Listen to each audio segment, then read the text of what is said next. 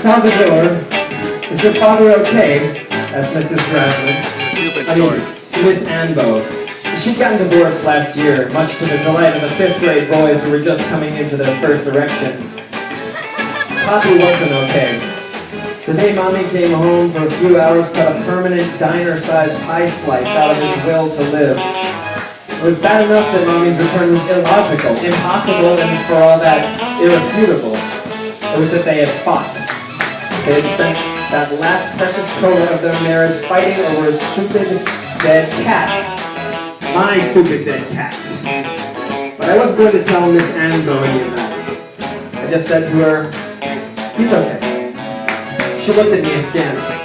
I called to tell him that we're awarding you the Science Student of the Year award. Again, most parents would have been thrilled. Do you know what your father said to me? No. He said, science is just the lie of the moment, like religion or astrology or alchemy. Right now it's science. I just waited for her to continue. Your dad has a reputation for being one of the smartest teachers in Connecticut, Sal, but this, well, I don't know him very well, but that's not the sort of thing I would expect him to say.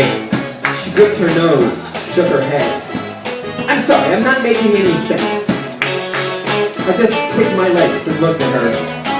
She came around the desk and to the chair I was sitting in, kneeling down to look me eye to eye, her blouse bagged. She had on a practical tan bra. Sal, I want you to let me know if you need anything. Sometimes it takes years to work through the grief of losing someone you love, like a mom or a wife. Hey, she said kindly, pushing my chin up with a single finger so I'd look at her in the eyes. You're doing great. You're a dad too, but everyone needs a little help sometimes. I want you to let me know if there's anything you want to talk about. I know I am your principal, but I'm also a trained psychologist. I can help you if you want me to. I just want to help, okay? When I went home that day, I said to Poppy, Miss Anbo is worried about you. He sat on the floor, in front of his shrine to Elegua.